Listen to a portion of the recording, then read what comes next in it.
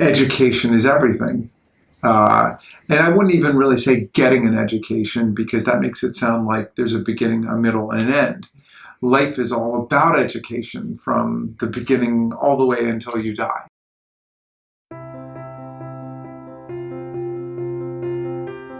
The way I see educational inequality persistent in education itself is when a student is not having the same opportunity and access to resources in the school building compared with other students in that system or in the same school building.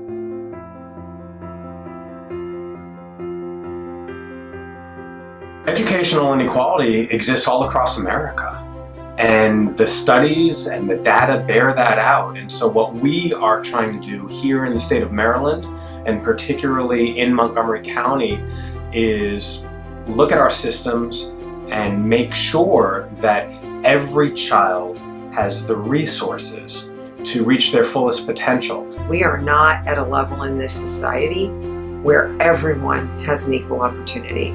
It's incredibly important that all students have that access and opportunity. Make sure that even if the students came in with unequal understanding and resources, that they still have the equal opportunity within your classroom to excel just as any of their classmates. It's persistent at a lot of our schools here in Montgomery County, in the state, and in the nation.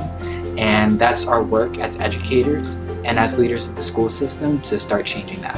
Here in the United States, we have had a sad history of institutional racism, and it is undeniable that those of certain skin tone, of a certain religion, of a certain gender, have benefited more than other people. And the way that we equalize the playing field moving forward is by trying to strip down that institutional racism that has existed. And affirmative action is one tool to try and lift everybody up. Affirmative action is meant to help people who have had barriers placed before them in the past. It's not meant to favor one group over another. It's meant to try to make up for barriers that have held groups back. It is not a zero-sum game in the United States when we think about affirmative action. What we're trying to do is open the doors to opportunity for everybody, because for far too long the gates were closed. To me, it's more of a socioeconomic impact. Does that impact certain groups more heavily? Yes. We talk about educational inequality, but educational inequality is directly tied to income inequality. And there are some school systems in the United States where the level of a school is based on the land value that is around it. We really are spending about the same, or we're actually spending a little bit more in some of the poorer communities to try to compensate.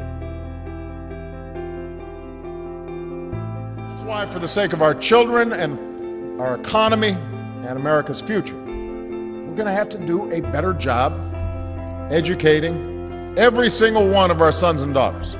But to achieve this future, we must enrich the mind and the souls of every American child. Education is the civil rights issue of our time.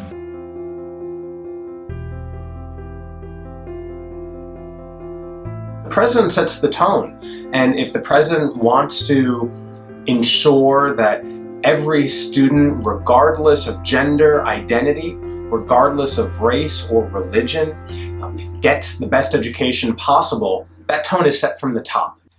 Well, James Madison once wrote that those people who mean to be their own governors must arm themselves with the power that knowledge gives. So if you want to be an effective democratic citizen of a democratic society, you got to fill yourself with knowledge of the arts and the sciences and history and English and everything about the world. Otherwise, you could be a sucker for somebody else.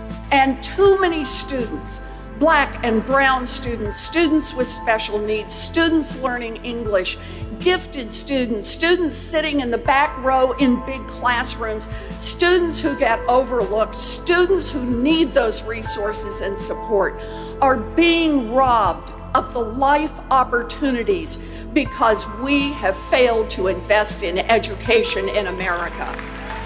We should break down school districts and not make sure that their ability to not, by definition, exclude minority neighborhoods. But the way to deal with this is to provide for the best education possible in every single school. Thurgood Marshall's core belief was pretty simple, not complicated. He believed that it is, and I quote, "the right of all of our children, whatever their race, to an equal start in life and to an equal opportunity to reach their full potential as citizens." End of quote. I agree with what Thurgood Marshall said.